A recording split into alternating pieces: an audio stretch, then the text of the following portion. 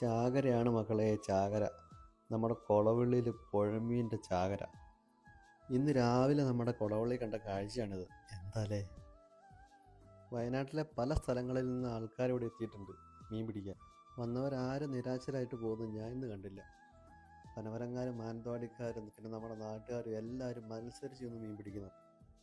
ചെമ്പല്ലി ഇത്തവണ കുറവാണ്, എന്നാലും കുഴപ്പമില്ല. റോഗ്, കട്ട്ള, മനഞ്ഞിൽ, പുല്ലുവാള എന്ന് വേണ്ട നല്ല കിടുക്കൻ ചെറുമീൻ വരെ ഇവിടെയുണ്ട്. വലിപ്പത്തിൻ്റെ കാര്യം പറയുകയാണെങ്കിൽ ഇന്ന് 2 കിലോ മുതൽ 25-30 കിലോയുള്ള മീൻ വരെ ഇന്നിവിടെ കിട്ടിയിട്ടുണ്ട്.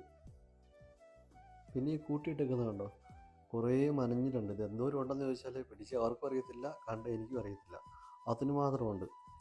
പിന്നെ പിടിച്ചതൊക്കെ ട്രാക്ടറിൽ കയറ്റിക്കൊണ്ടിരിക്കുകയാണ്.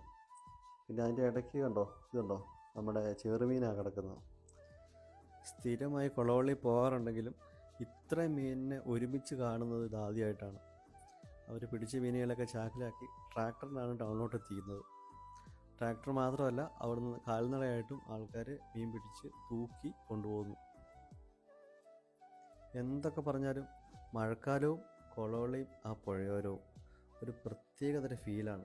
അത് അനുഭവിച്ച് തന്നെ അറിയണം.